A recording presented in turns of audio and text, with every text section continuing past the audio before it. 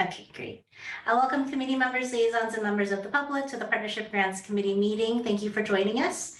We're using Zoom with the goal to foster a more inclusive environment and effective meeting. If you'd like to comment during the meeting, please use the raise hand feature. Please utilize this tool to virtually indicate that you would like to speak in order to help the chair facilitate the discussion. A friendly reminder that this is a video conference and please be aware of your surroundings behind you.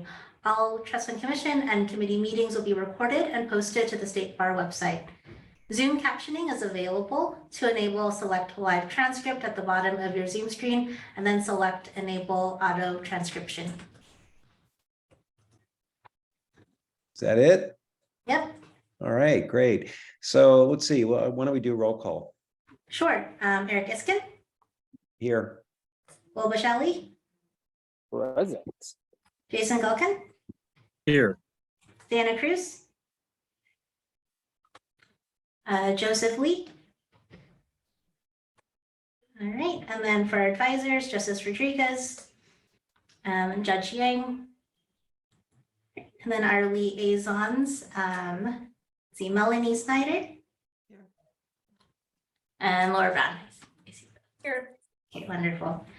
State Bar staff, we have Rocio, Crystal, Angela, Colleen, and Michael. We could just call roll call for that. All right, so we have quorum at 3 members. All right, that's terrific.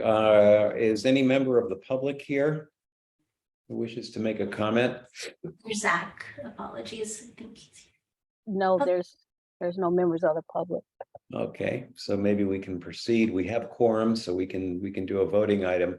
Do we have any comments on the minutes of the May 17 meeting? And if not, is there a motion for approval? Well, I will so move. We have a second. Bill? Okay. All right, and I'll do roll call vote. Bashali, Yes. Gulkin, Yes. Cruz, Lee, Iskin. Yes. Motion passes. Okay. All right, so we have a pretty short agenda today. The prime action item is to approve 2024 partnership grant funding recommendations. And I think, Crystal, you have a little, I wonder if we should wait a minute just to see if Joe or anybody is going to come. Yeah, I can provide some sort of the background first before we jump into that spreadsheet, if that would be helpful. Sure. Okay.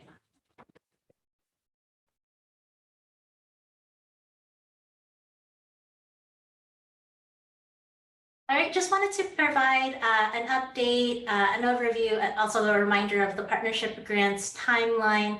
As you can see, we sort of have 4 columns for the current grants. 2022 partnership grants, just to note that June 30th, 2023 was the end of this carryover spend down period. As a reminder, the committee and the commission approved the carryover request from Bethzetic, as well as Senior Citizens Legal Services, and they'll be reporting on their carryover spend down amounts by the end of the month. For partnership grant, new PG 2.0 grants, just noting that no updates. Crystal, can I stop you for a second? So you say they're going to be reporting at the end of the month. So just out of curiosity, what happens if one or more of the folks who did a carryover did not spend down? Yeah, that's a good question. Essentially, the June 30th, 2023 is the end of that approved spend down period. If there are still unspent monies at that time, they must be returned to the State Bar. And then we'll sort of add it to the pot. We don't have that figure just because of that overlap of wrapping up that period and then getting that information back. But I don't anticipate, just based on prior conversations with those grantees, that they'll be significant unspent amounts, if any. Okay. And then as for our PG 2.0 new grants, just noting that that grant is continuing on. That's a 21-month period grant. That grant ends December 31st, 2023. same as the 2023 partnership grants, which also happened January 1st to December 31st, 2023. Most of our discussions the last few meetings have been about the 2024 partnership grants. As you can see, I've updated the allocation amount, which we will discuss more in depth in a few minutes, but just wanting to remind folks what we've discussed and where we're at in the process. May 17th, that's when the committee met to make tentative funding recommendations. As a reminder, we used 3.5 as the estimate, just based on the amount available for 2023. The purpose of today's meeting is to finalize those recommendations now that we have a final allocation award amount available, and then that will be presented to the Trust Fund Commission on August 10th to approve the recommendations for final approval by Judicial Council around their September-October meeting. So we just in short, we won't be meeting for a while. As you can see, our next meeting is scheduled for November 2, typically to discuss budget revisions or carryover requests. We will be in contact if that were to change. But is that going to be a new committee at that point? When do the committees change over their constituencies? That's a good question. I know it's typically around this time period. I don't have that specific month. Okay. Yeah, we'll follow up. Thanks, Eric. Okay.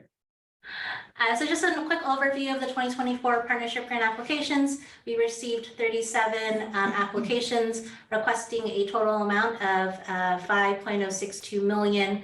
Updated number since the last meeting, the amount available for funding distribution for 2024 is 4,694,497. As a reminder, that's going to be a 12-month grant period. So we're resuming our regular one-year cycle. And then just a reminder of like the rubric scores, which ranged from 64.2 points to 91.8 with the average of 79.5 points. Pausing here if there's any questions, or I can advance the slide. Well, I think Crystal may have said this already, but at the risk of repetition, the bottom line today, I mean, remember last time we thought we had 3.5 million. We allocated all of it except for a little bit of change, like $10,000 or something. So now we have another 1.2 million to spend. And that's really the task today, to figure out how to spend that additional 1.2 million. Great. Okay, so this is a recommendation, but I think this is jumping ahead a little bit. What I will do now is switch screens over to that massive spreadsheet that maybe you all have missed in the last few months, and we'll take a look again and to confirm the final allocation or the recommendation amounts.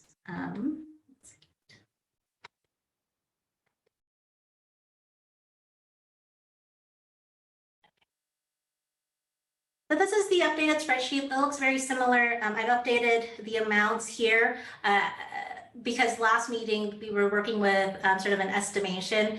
Now that we have these amounts, just looking at the recommendation, we're aiming to update column AM. And as a reminder, the recommendations made on May 12th is a column X. So I don't know if it'd be helpful as well to just remind the committee of its approach that it took, and then we have some like a proposal to discuss of potentially how to allocate the rest of those remaining monies. Yeah, I think it would be helpful to remind everybody what the assumptions were, what the approach was that we had last time. So in the May meeting, we had an estimated amount for distribution at 3.5, which was very similar or in line with our 2023 amount that was available for distribution. So we did as follows. One, we sorted all projects by their total funding or total rubric score. So this currently is sorted from highest to lowest. And then the committee decided to first have a funding cap of 175,000, just in consideration. I think its previous cap was 150, so the committee felt increasing that slightly would be fine. So after that cap, it would be fully funding projects who scored 80 or above, which you see here, or up to their original requested amount, or up to that 175 funding cap. I thought, by the way, I thought the previous amount cap was 125, not 150. Am I wrong about that? It was 150 for the Okay. 2022 grant year, All right. and then 120 for the year prior. Okay.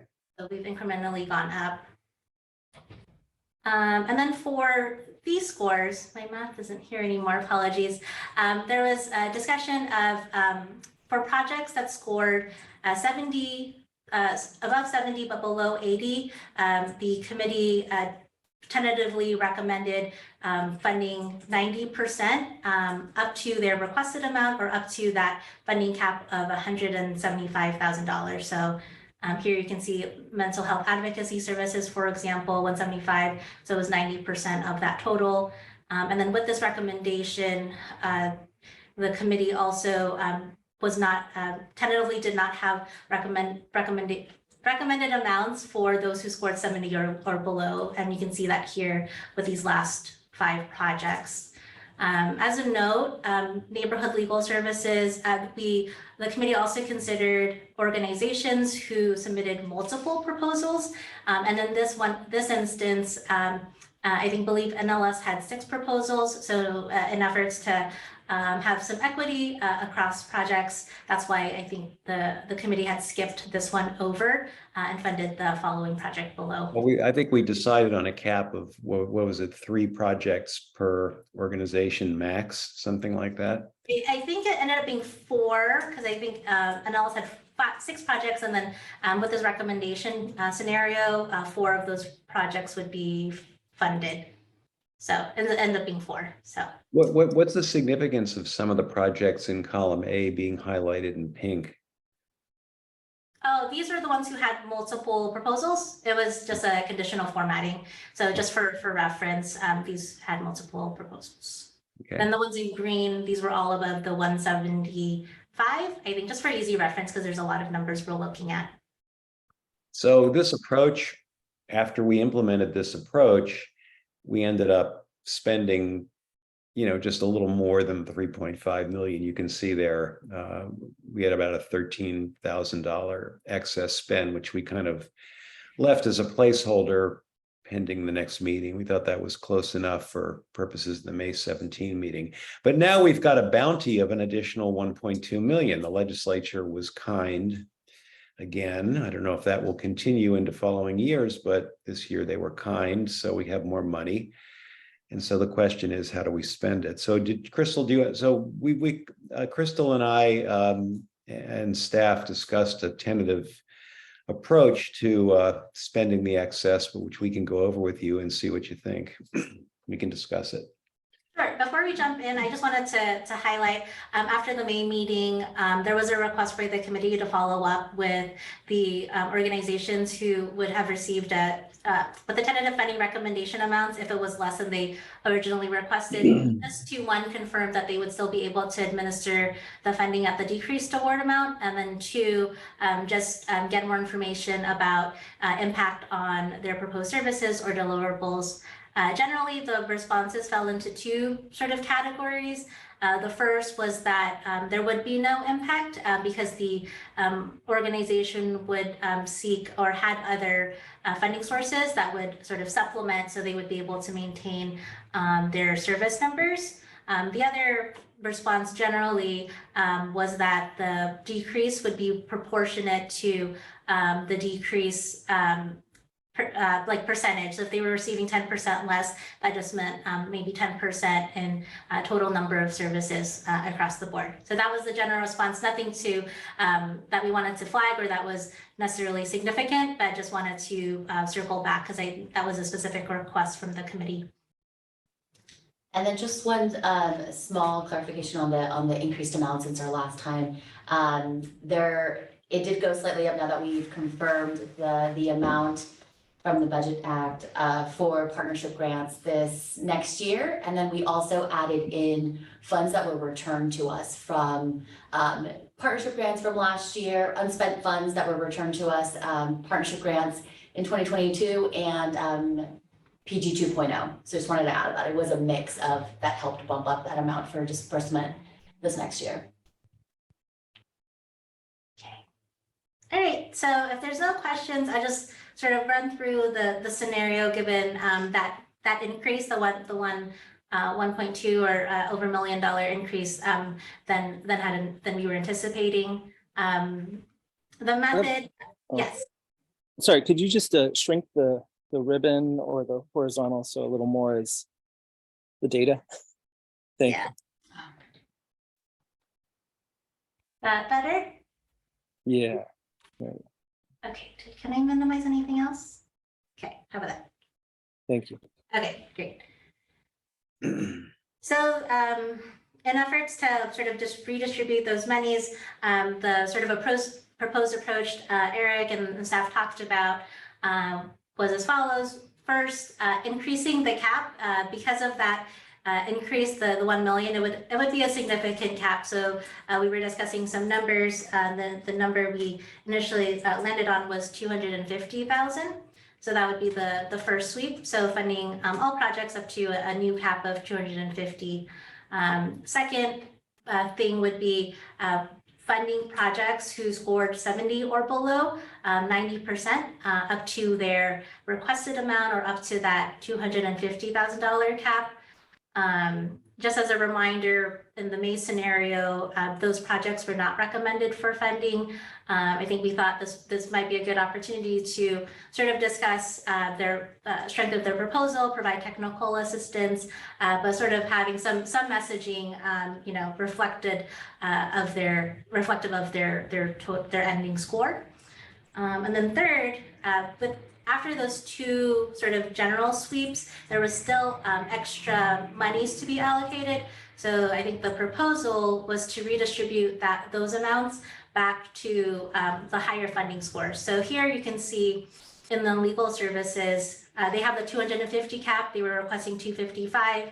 If we put them up at 5,000 more, they'd be at the cap. We'd still have excess, and that sort of lands at public counsel, who requested 439,000. So that was Eric, let me know if I missed anything, but I think those were the three sort of step process to reallocate this updated amount. Yeah. So in other words, we gave the 5,000 after doing the first two things. We had a little money left over. So as you said, we gave some money to inland and to inland, and then we gave public counsel a little bit more. Whatever excess we had left, we gave to public counsel. Is that right? To bring it up to 261. Yeah, it So was that's one of the higher rated projects. Yeah, and so that ends up spending all the money, right? Let's go down to the bottom. If we do that, you don't have to agree with it, but if we do that, that spends all the money. So we're funding everything. So in other words, we're fully funding everything 70 and above up to the 250,000 cap, with a couple of exceptions where we threw in a little bit more. And then everything below 70, we're funding up to the cap at 90% because we have the money to do it. And all the projects seemed good enough. And I mean, if any of them were really bad, we wouldn't have necessarily funded them, even if we had the money, but they all seemed to be good enough to warrant some funding. So that was at least the approach that we took. But, we can now open it up for comments if anybody thinks we should do it differently.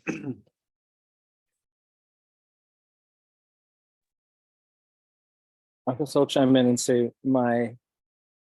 I have a little concern about upping the cap so much just because of the precedent it sets, but I'm not sure of a good way to deal with that, given we want to make sure we distribute all the funds. I would agree that that's a more important goal, but if there is a way to think on that a little or address that, I'm not sure if it's setting a precedent and might be disadvantaging programs that didn't think to ask for more because they expected us to maintain that 150K cap, which I think we mentioned in the RFP, but I am not sure. Oh, we definitely reference the cap, like the history of the funding cap, and all of these materials are made public. It's because of that. there's like variability in terms of the amount available. This is probably higher than maybe we were all anticipating. So I understand that. Yeah, I mean, if we don't provide fund, yeah, I agree with you, Will, that the 250 is generous. Although the projects who requested over 250 did have a proposal for spending the money. But if we decide to set the cap lower, then we'll have more money. And, you know, I guess the options are give that money to the lower rated projects, you know, fill in the difference between the 90% and the 100, or just don't spend the money. And that would roll over to next year. Yeah, I think I would want to spend it. I don't want to roll it over, right? But possibly fully funding. Well, I guess wow, that's a really big ask from NLS with 338. I don't think we could fully, but they would still be capped. And don't forget, NLS is being very generously funded. They've got, as Crystal, they've got like 5 projects. So, you know, we're giving them a lot of money. That's clear. Perhaps to Will's question, I mean, maybe it's worth considering for us, like to what extent we think any of these requests for funding were substantively limited in scope based on a presumed cap. Like, and there's a few that there's at least one that I saw that I think was pathetic that was at 150, but which is right up to the cap. But I'm not sure, given how many are over the 150 cap, how much they use that as their threshold. I mean, I think if they had a request that was bigger than 150, it seems like the community is aware that they can ask for that and hopes that they might get it, knowing that the cap is kind of the guideline or the general rule, right? So I'm not as worried about that, and I think ultimately the functional impact of changing kind of how we do it is either we're going to give more funding to those lower scoring folks who are cut before, or we're going to continue giving them no funding and we're going to give greater funding to basically public counsel, and there might be one or two other projects, neighborhood legal services, you know, and even then that's not going to spend all of it, even if we give them that more money, I don't think. So I feel like what's proposed here kind of tries to balance giving everyone a bit closer to where they were asking. And if everyone is aligned with what you were saying, Will, that no one wants to hold over the money, it seems like that's a pretty fair way to, you know, split the difference between everyone. I don't know that I can think of a better way to split it up that's any more fair. I mean, it seems pretty fair. I think that's an excellent point, Jason. Yeah, well, set of points. I think I think one, is it possible to see what the projects are? Which ones? It would be impractical. Oh, the lower funded project, the projects where we are not fully funding them. Okay. That are not hitting the cap. Well, you want to scroll down there, Crystal, a little bit and take a look at them. So we have 3 from, is it 3 from Community Legal Aid SoCal? That's it. Correct. Yeah, those were the only 3 proposals that this organization had submitted. And then just as a reminder, with the May tentative funding recommendations, none of the projects would have been funded. So. Well, I mean, Will, did you want to describe what they are? Is that your question? Right. I see. Well, Crystal, can we briefly look at them and just remind ourselves of what these are? Yes, one moment.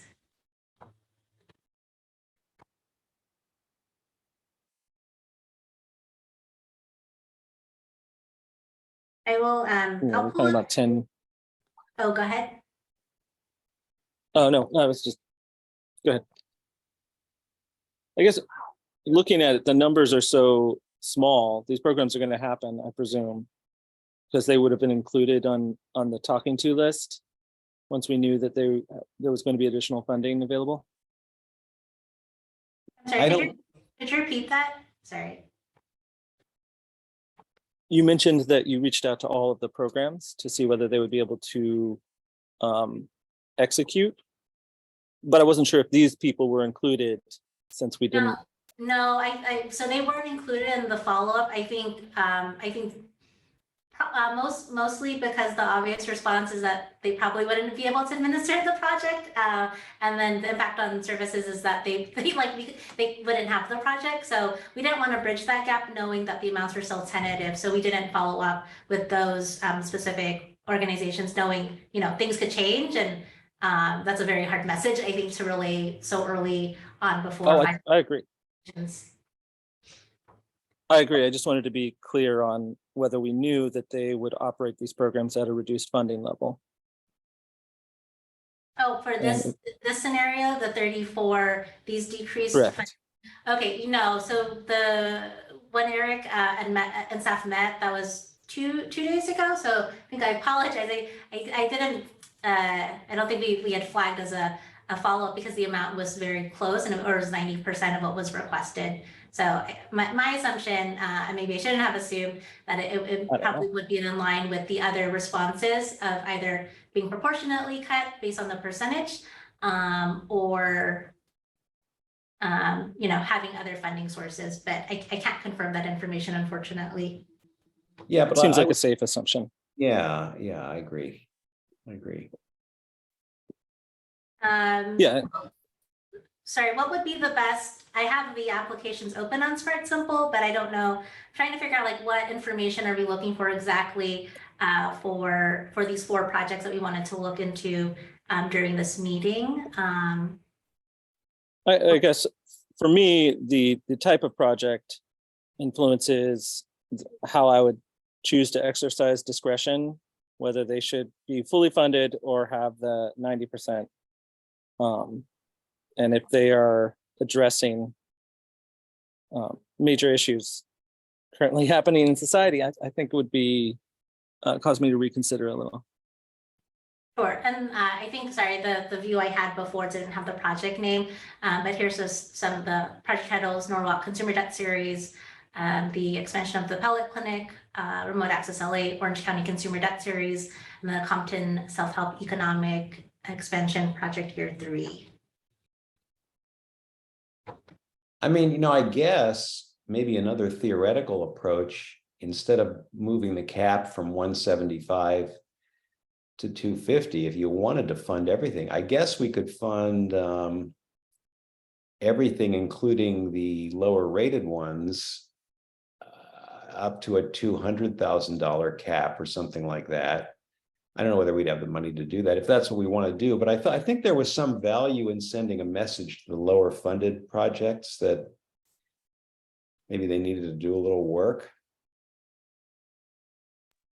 I will chime in and say that, in my opinion, as the lights go off, that I think for those folks scoring under a 70, that 90% of their funding request, or whatever I think that's reasonably generous to get most of them. And that's most of them, with the exception of neighborhood legal services, and I'm not sure 225 out of 338. Not sure how that works out mathematically, but the others seem like that's quite generous. But I guess my issue is, as between public counsel scoring an 80 and neighborhood legal services scoring a 66, I would rather see more money go to the public counsel project that scored higher, because it's reflective of where we think the money is better spent. Yeah, I think I would too. And as I recall, the lower rated neighborhood legal service project, at least as I recall, it was a little bit vague in its description. I think it's generous to be giving them the 225. For that seems very generous. Given the cap. I guess I think I take both of your points, and especially because these QSPs, they are obviously having other programs funded. I'm not concerned that it's like a smaller program that would be really impacted by, the $4,000 for community legal aid SoCal. So I will say I am okay with this. Now that we've had this discussion, I think you've addressed appropriately my concerns. And I guess if anybody else has some, speak up. Thank you, guys. Yeah. No, thank you. Thanks, everybody. Okay, well, I mean, maybe we're prepared to vote, sounds like. So I would, I guess, functionally move these amounts over to column AM, which I will do when I have a better mouse. I'm sort of working from the laptop, and it's a little bit, and I will move the amounts over though. So if the committee's in agreement, I can put the motion on the screen just for consideration.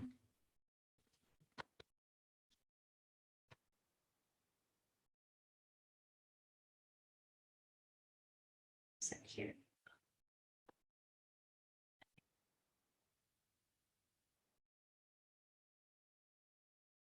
Well, when you say as referenced in attachment B, do we know what that means? Open to wordsmithing edits, if that makes sense. We've done, we've referenced an attachment and then have included it as part of the minutes. But if there's a better way to convey the committee's motion, we can make edits to this proposed Oh, language. but is the spreadsheet that we just looked at, is that attachment B? Yes. Well, it should be attachment B to something, attachment B to the memo dated something or other, so we know what we're talking about. Though the attachment doesn't mention the amounts, or it doesn't include the amounts that we've just discussed, it only includes it. Yes, that's a good point. Attachment B is not a blank one, but it doesn't have the recommendations today. It says to be completed, so maybe that's not the best the choice of language.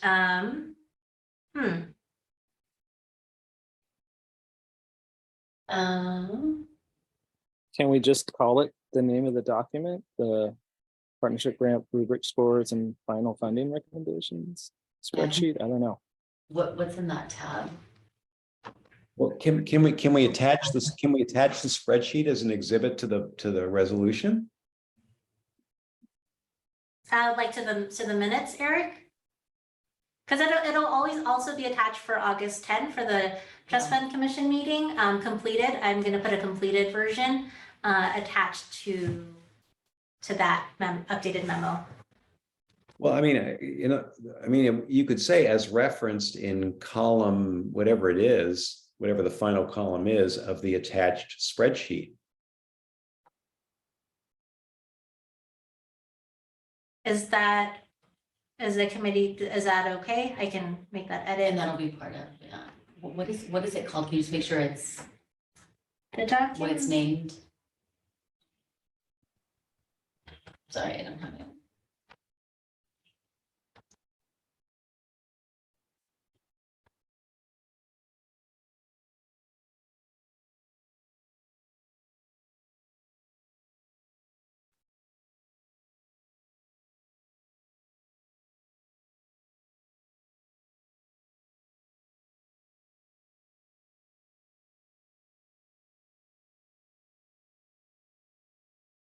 Okay, is that the name of the spreadsheet?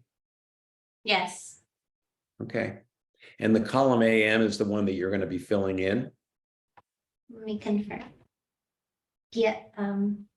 Yes. Can the columns, are the column names visible though? No, the column names are not visible during I think in the attachment. I think if it's just, yeah, what is the column called, like titled? So not necessarily like the column AM, Let's but put this together. as of, and I think Yeah. that, yeah, 'cause it's referencing Yeah. this meeting. Okay, as of 7/19. Yeah. I think that expresses the And clear that'll intent be- of this committee. And then that'll be attached. Is that what you mean? Okay, Yes. sorry. Okay.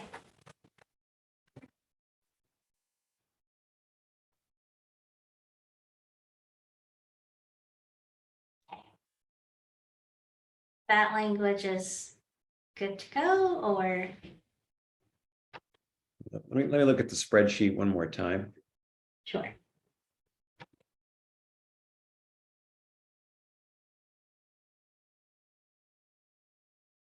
Just move it over now then, since we're all looking at it.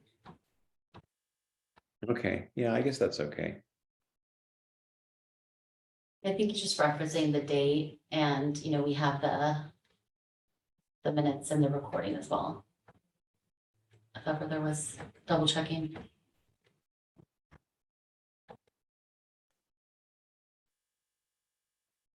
Should I put the motion back on the screen? Is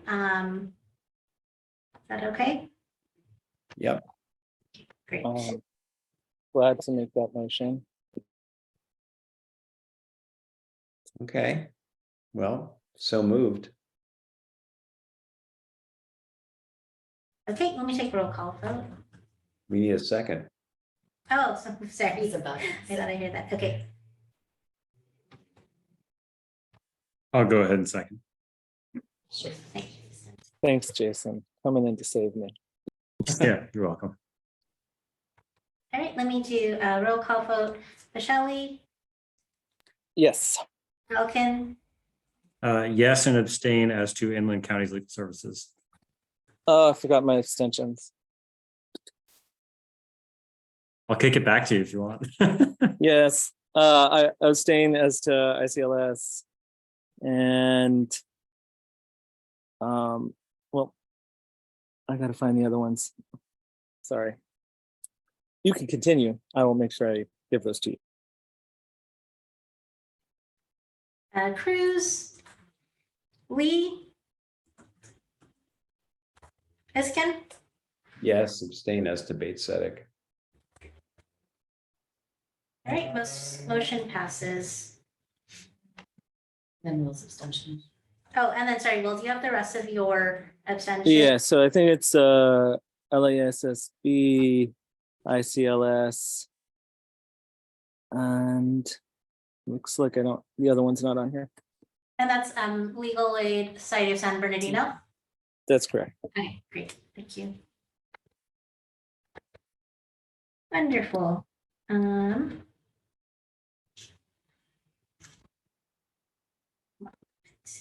So I think we can move on to our next agenda item, Eric.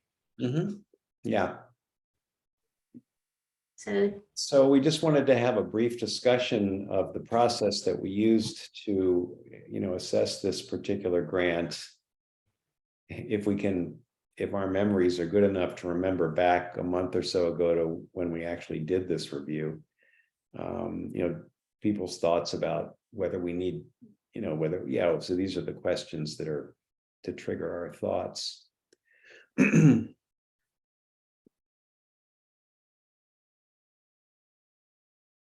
I'd be particularly interested for any committee members whose first time this was with the application review process. I know we've also updated funding priorities, and there were other discussions during the calibration session. So this is sort of rehashing, debriefing as we prepare, sort of looking forward for the 2025 grant year. So I know we just wrapped this one up technically, but sort of reflecting back on the application cycle would be great.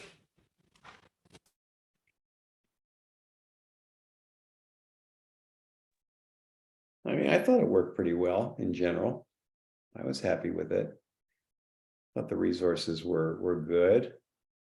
I think you were mentioning something, Crystal, in our meeting the other day about maybe needing to have a little more definition around priorities. Like what projects are considered new? Yeah, I think it was both on two terms, right? New and rural. I think that question came up during the calibration sessions as to what definition the committee was using.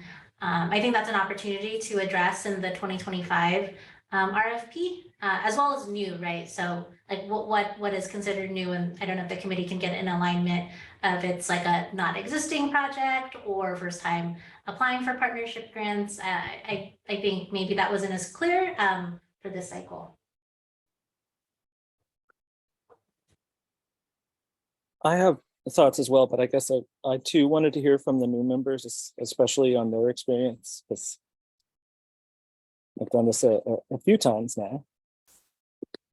So I will wait, see if anybody jumps in. No, why don't you go ahead? Oh, all right. I think really quickly, the cap that we talked about, helping organizations strategize for how they're going to ask. If they want to ask for more submit more proposals to get more money, that's okay. And also that the cap isn't a hard cap, we will give away more. I think but that they should have a contingency for less money. Including that's really important since we just talked about it. I think that would be really helpful. On funding priorities, I absolutely agree that definitions would be, or clarity on our definitions would be helpful.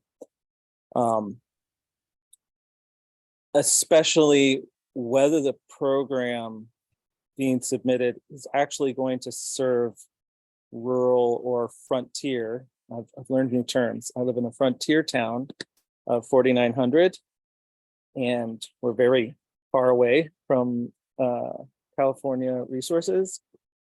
And it's very different than, a county where it's a split, as Jim likes to mention, where a lot of the county is rural, but there is an urban center. And if a program's just serving the urban center, well, it's very different than actually serving the rural or frontier needs. So having the clarity on what our priority is there, and making sure that those programs also define who their target audience is. And I'm not sure if that includes clarifying remote help. Are they going to be providing video assistance, video audio assistance, or telephone assistance? And how that should be incorporated.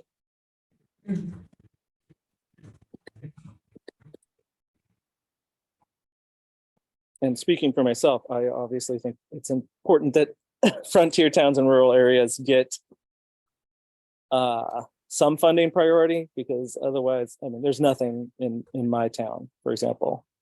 And it took a lot of pleading with programs to get any assistance. And then their idea of remote assistance is poor.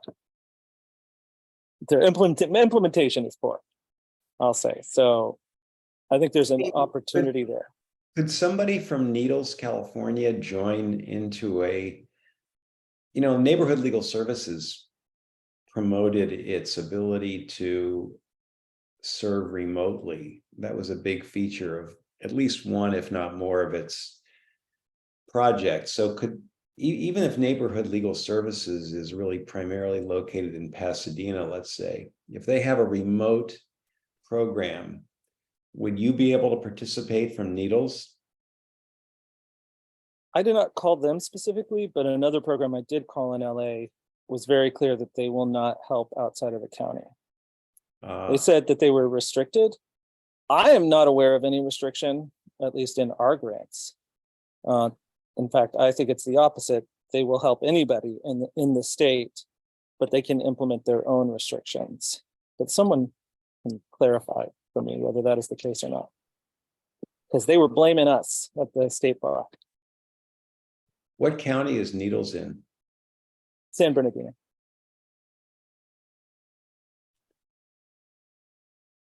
Well, we were counting as rural, for example, like a project in Lancaster in Los Angeles County. It was either Lancaster or Palmdale or something like that in North Los Angeles County. Because I think it would be considered rural based upon whatever the metric is. There's some kind of a federal thing that some of you may know about. I'm forgetting the name of it. That kind of differentiates between rural and less rural. Jim Meeker would know what I'm talking about.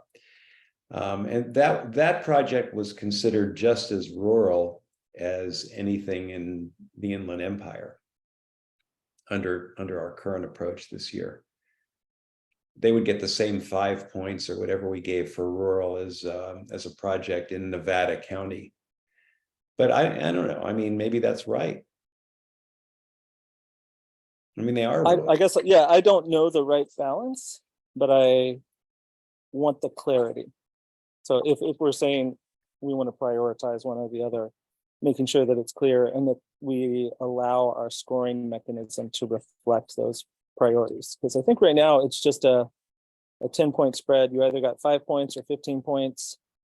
And I'm not sure if that was enough to really reflect what we wanted for our funding priorities. You know, maybe it would be good to ask folks in their requests to at least come up with some kind of projection as to the percentage of those individuals they are planning to help who reside in rural communities, whether as part of their county, the county that they're serving, or because the county itself is rural. Like if you're in Nevada County in a program, that's going to be 100% because everyone in Nevada County is like that. Mhm. But if you're in San Bernardino or Riverside, you know, if you're based in San Bernardino or Riverside, the cities, then it could be 0% rural. Mhm. It could also be 100% rural if you're primarily serving folks from Needles and Blythe, right? And so there's no way to know that unless we ask them to really define what their target audience is and how they're tailoring their service to that target audience. So maybe it's just better if we're okay with trusting the self-reporting or self-projecting on what they're modeling. That at least gives us one data point to consider as we evaluate what is truly rural as opposed to where the service is being provided from, which is maybe less relevant than the community it serves. I think it's a good idea. Do we currently ask that, Crystal? I think there's opportunity to request for specificity. We asked about like general target population, and I think in the project impact, some of that's captured in there. I'm actually wondering if this would relate closer to like the actual application itself, and whether or not, if we do want to have more information regarding the funding priorities, if there are more specific questions, I think along the lines that I've been hearing, just to, get more context in terms of, why they consider that county rural, and sort of more information and data about, what percentage of people would be served through these partnership grant projects. Yeah, I mean, I think Jason's question is a good one. They have them specifically self-report what their projections are in terms of how much of their target population resides in what would be considered a rural area. And I guess we'd have to define rural for that purpose. So I was gonna jump in because Eric, you brought in Lancaster, which is in LA County, where I'm residing. Lancaster, a lot of folks are, because they're being priced out, are moving to Lancaster, and I believe it's actually the 30th largest city in California.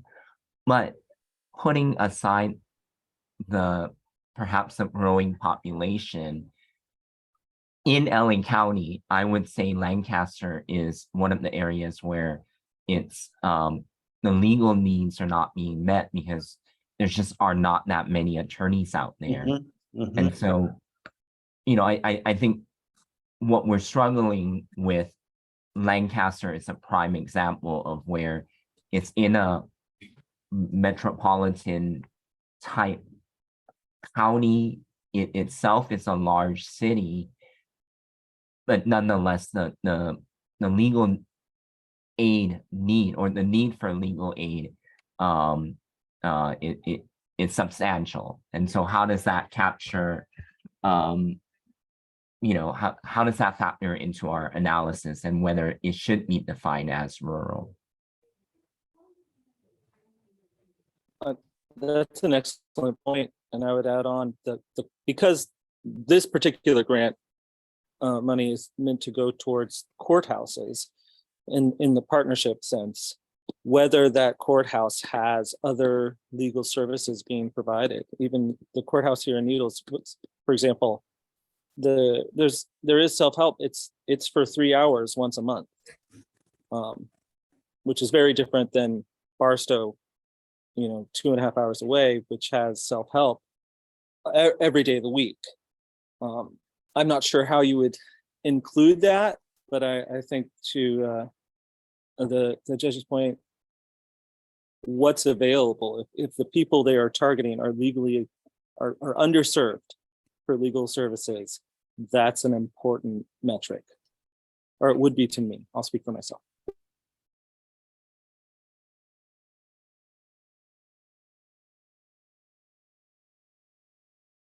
So it sounds like we're going beyond the notion of rural.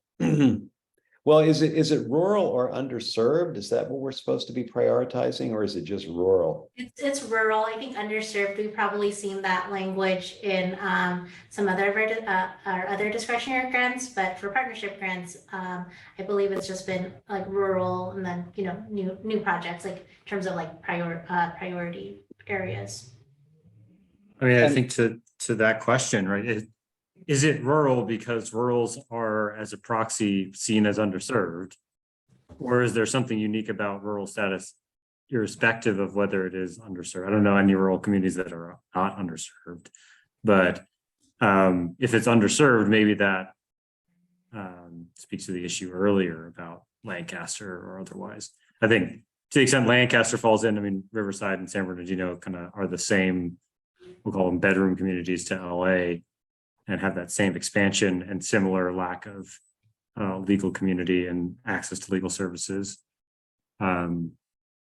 which is, a problem. But that is more like the further you get into the desert, as you go eastward, I mean, where Will is, it becomes much more prominent how much there's a lack of service. So either through the court or otherwise, I mean, it's a literal and metaphorical desert. Mm-hmm. And I don't know if there's much we can do about it, but I suppose having incentives to try to encourage it is, in my mind, a good thing.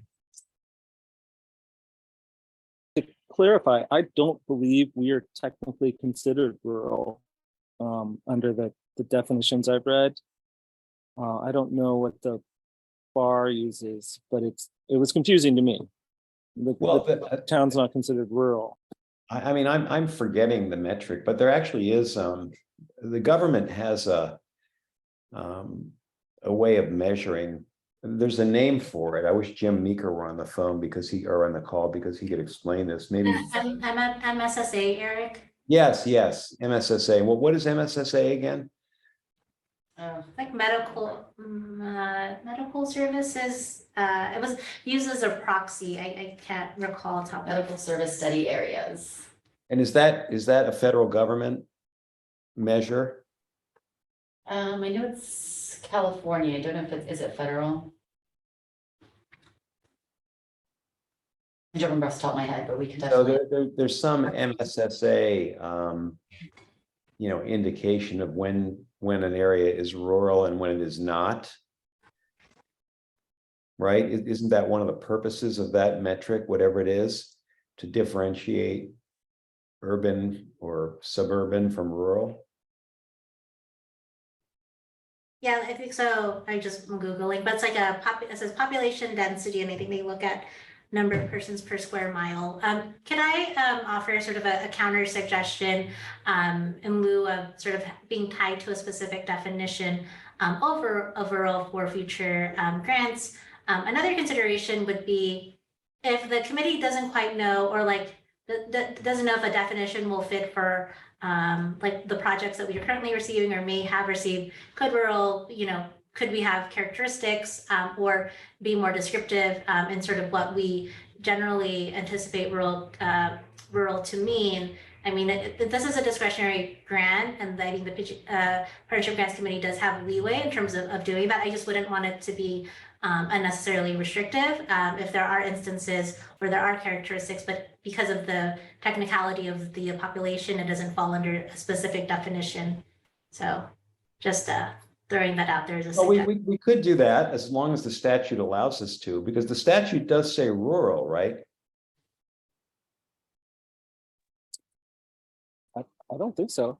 No, that's the funding priority. So the funding priority is part of the scoring rubric, and that's what the partnership grants committee you all gave input on, and we revise prior to the new grant year. So it was a funding priority. If it's something we created, then sure, I guess we could create something else that would be more descriptive. Yeah, why not? Great. Yes, any other thoughts regarding the questions on the screen? I did have a related question because I think a lot of these suggestions may reflect and potentially a more informative or a more informative or more detailed request for proposal. That's that descriptive document. Have there been any thoughts or feedback regarding the updated scoring rubric that we utilized, as well as the application itself? We're looking internally to potentially streamline. So I just wanted to maybe get some main takeaways, whether or not the application was helpful for review, or maybe if there were some sections that weren't as helpful. So potentially maybe de-emphasize them in future grant years, or maybe not necessarily see that section anymore. Open to any thoughts or feedback as it relates to the review process. Yeah, make the application like 1 page. That's fair feedback. I think the only question that I recall coming up a few times was the idea of our return on investment, sort of the bang for the buck. I think we put that under project impact. Is Mhm. it, do we feel like this project is, for the amount of money, serving enough people? And I guess I would be maybe a little more upfront about that if we can be. I'm not sure how, but if that's something that we feel the need to look at, and I think we do, and I think it's right, then how can we make it clear that that is something we're looking at? I don't want to totally just focus on the numbers, but making it clear that we are might be helpful and where that fits in.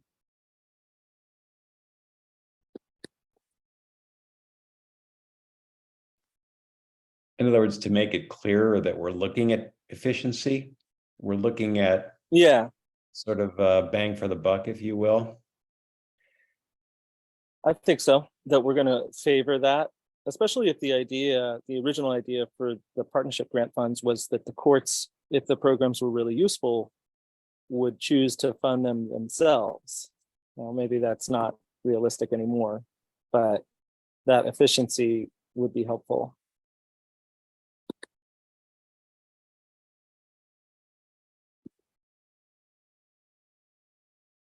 And then just as a reminder, we'll have an opportunity, I believe at that November meeting, to revisit the rubric, I think after a few months off, and sort of figure out if any new ideas come up, or if any changes are needed before the RFP is released in early 2024.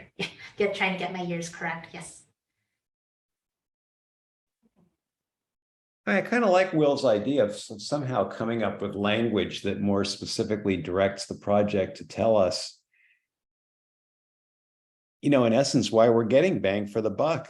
I mean, I think that, why not? I mean, I wouldn't quite use those words, but, to just describe why, your project is particularly efficient, given the number of people you expect to serve, something like that. Obviously, we have to think about the exact language, and I'd be happy to sit down with somebody and try to work on that. But I like that idea. Because we are going to look at that.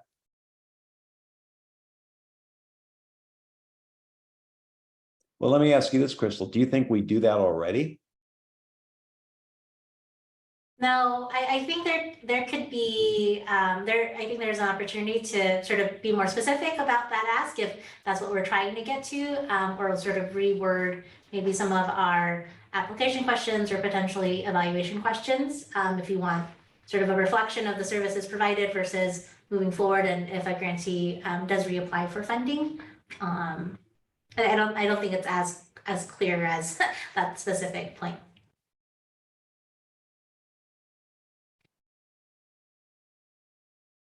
Any questions for the group? All right. As usual, staff did a great job in kind of sitting through all the meetings and, helping us guide the discussion and moving the thing forward and preparing the spreadsheet and coming up with proposals and coming up with the RFP. I mean, you guys really, as usual, did very well. Appreciate it. We couldn't have, if it was up to us, commissioners, forget, or at least for me, forget it. I have one other question that kind of occurred to me. Should continuity planning include, and this is probably a little too wild, but should it include whether the court shows interest in continuing the program with their own funding?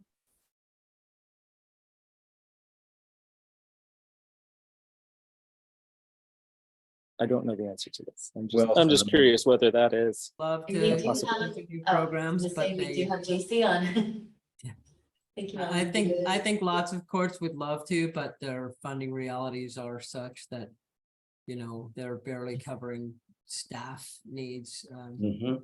And so, yeah, I know when I was in the Butte court, we had an issue that came up with the partnership grant that we had, it was too long in the tooth. And that the commission, paid for it for too long, so we were not refunded. And it was our mediation group for unlawful detainer settlements. And so the court reached out to the county and tried to hobble some little thing together, but I think they were able to keep it going another year, and then just we got too many funding cuts, and that was the end. So sadly, that group disbanded, and we lost that project. So I just caution, the idea that courts are just able to, even though they might love to, be able to backfill.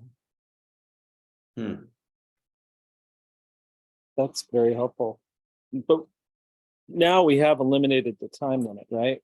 It's indefinite funding, or have we There's in our funding priorities? There's an ability for account, for another person who is in that situation to be able to make a case now. So I think that was a good lesson learned from that experience. But again, I just want to put out the caution, thinking that courts aren't picking up a project because they don't think it's worthy might absolutely not be the case. So I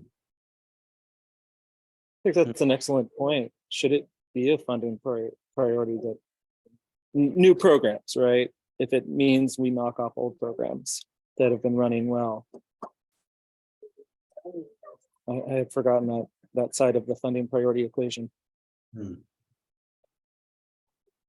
So you're questioning whether we're prioritizing new projects at all? I will say there is a short-sightedness in ending a program that's running well, right? If it's been doing well for 10 years. Are we required under the statute or state bar rules to prioritize new projects? No. So I guess Will is saying, well, okay, so you have a really great unlawful detainer project that's been operating for 20 years, and you have some new project, in Pasadena that's just coming up with some other new idea, but we're giving that 5 points, which is a lot. And maybe, should we do that? Oh, Jason has his hands up. And I mean, historically, we've always done it. I says there's some reason we've done that. I mean, I think another problem with funding new projects as a priority is in some ways you're incentivizing we'll call it gaming the system Yeah, by yeah. pre-existing programs, right, that are large, to be like, oh yeah, like here's a new idea, like fund this too. And it's like, Yeah, well, yeah. and then we've a couple times gone through the exercise of like, is this really new? Or is Yeah. this really just an offshoot of something you're already doing? Right. Interesting. I mean, I think it's an interesting idea to just jettison that. I'm a little reluctant to do it because there's such a long tradition of prioritizing new projects. I mean, when I started this, we, as some of you have noted, we cut projects off essentially after 5 years. There was a really long tradition of that. And I'm wondering, there must be some good reason for that. I think Bonnie previously mentioned it was because the hope was that the courts would take it on, but I don't think that turned out to be true. The courts don't have the additional funding. There have been, I think, limited examples where they have, but for a lot of courts, that's just not true. I do think there is some advantage in preferencing new programs to allow them to get their sea legs, so to speak, to figure out how the program should work, and that they might not be as effective in the first 2 years because they're still figuring it out. But beyond that, I can't really see any benefit. Well, but that's what we are doing. I mean, I think we've ended up defining new as really 1 or 2 years old. So that's really what, but the question is, should we get, but even doing what you just said gives them a substantial jump. They get 5 points for that. They would get 5 points more than a really good project that's been operating for 20 years in Nevada County or something where they may not have any other funding. That's an interesting idea. I mean, I don't know, Crystal, is there some way we could go back to staff and just ask people if there would be a major problem in just forgetting about new? If we just took that out of the equation entirely and just preferenced, whatever we're calling rural or underserved? Go for it. Oh, no, I accidentally clicked that if you wanted to jump in, sorry. Eric, just to make sure I understood that, about going back to staff to explore that idea and see what potential impact of that change would be. Yeah, whether we'd be somehow really doing something fundamentally wrong if we just got rid of new. Yeah, that's something that we can do and provide context of kind of what's been done before. Because remember, we are prioritizing innovation, which is another way of looking at new things. We're separately prioritizing innovation. If somebody came up with something really creative, they would get points for innovation. I think if we got rid of new, we would have to be a little bit more lenient about how critical we are regarding speculation from proposers about how successful their program will be when it is brand new. Right? Because we're going to have to give them the benefit of the doubt because they're not going to get the bonus. So they're going to say it's going to be really successful. And then I think the rubber will hit the road the next year if they're falling far short of that. Right? Then it's like, well, you're not really doing it. As opposed to, we can be, I think, with the bonus for new, we can be a little bit more discerning about whether we think it is reasonable, their projections are reasonable projections, because they're getting the bonus from new to offset that level of criticality. I 100% agree with that. There's a startup cost too. Yeah. But I think if I were to privilege anything, it would definitely be serving those who don't have access to legal services, especially in important areas of law. That's our big commission goal. And if we can reflect that in our prioritization, while also allowing the programs the grace necessary to create new and innovative programs that do reach out to those communities, that would be an ideal. So if staff's going to research that, I think that would be helpful. Very helpful context. Okay. Any other point? These are all good points. Any other? So Crystal, what are we going to do with these brilliant ideas? Sure. So I've been taking notes. I think at the November meeting, sort of now until November, just as a reminder, August 10 will present the funding recommendations to the Trust Fund Commission. Then if approved, we'll then present it to Judicial Council for final approval. Between now and our next meeting, I think staff will work on sort of mocking up an RFP to be responsive to some of the feedback from today. Potentially also, I think as requested, it sounds like maybe doing some research in terms of those funding priority areas and supplementing information regarding like the past scope of this partnership grant.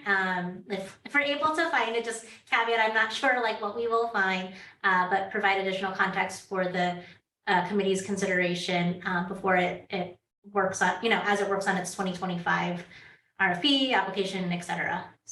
So as you're doing that mock-up, feel free to call upon any of the commissioners, before the meeting if you want some feedback on language or anything.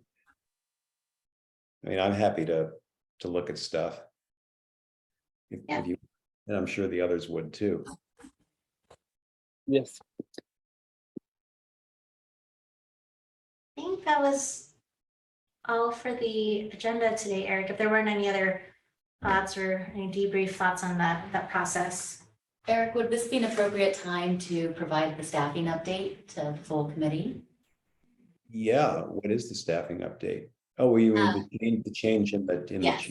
Yeah, please, sure. Yeah. I think we had mentioned this in different conversations, possibly in scoring groups, but wanted to thank Crystal, our committee coordinator for partnership grants, who will be transitioning out of that role, still remaining with the State Bar, but transitioning out of that coordinator role. And your new partnership grants committee coordinator as of the November meeting will be Angela O'Hara, who you see in our LA office. Yeah, great.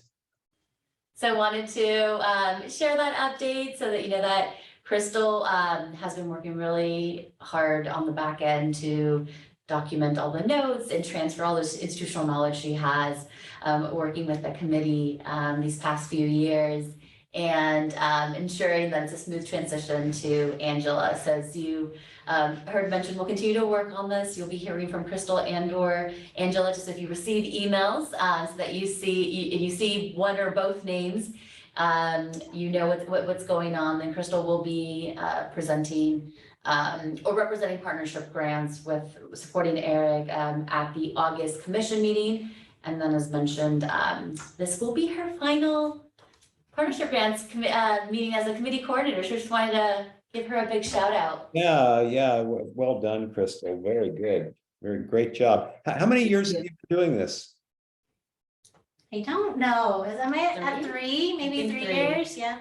Wow, that's great. You've done a great job. So what are you gonna be when you grow up? What are you I will still be in the office, probably in some other capacity. Hopefully sort of more overarching projects, evaluations, reporting, or Smart Simple. So I'll be around, just not quite in this capacity. Yeah, so on the grant side of our office, Crystal leads grant reporting and Smart Simple overall, our grants management platform across all of our grants. So stepping a little bit more fully into that role, and for the grant side of her work. Obviously, she has additional items in her portfolio, but you'll still be hearing from her, and she'll still be closely involved with grants, and you'll see her in some of the meetings.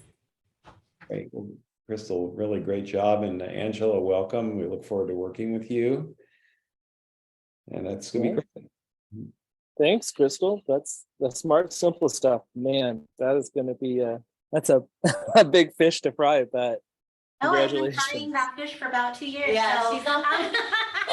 Oh, really? That's So why it's why been getting you- better? Oh, You congratulations. dedicate more time to that side of the work. I don't know how simple Awesome. Smart Simple is. Though. Make it more simple. Noted. I'll note the request. That's always our goal. But sometimes timeline requirements, that there's like a, it does layer on. So, all right, well, I appreciate the time I've been with the committee. I think I've probably worked with a couple of you since you were new members and maybe rolling off of the committee, and those who I welcomed this past term. It's been a pleasure working for the committee. Glad no one's gotten a headache with all these big spreadsheets that I prepare, but as we do the funding recos, but it's been really great. So thank you, everyone. I'll see you around Rules Committee and maybe some other capacity. So thank you. Thanks, Crystal, and welcome, Angela, and thanks, Rocio, also. All right, well, I guess we're done. We'll give you back an hour and 45 minutes. How about that? Wonderful. Yeah. Thanks, everyone. We- Have a good we rest of rocked your Thank you, it. everyone. Thank you, Bye. Crystal. Bye. Bye.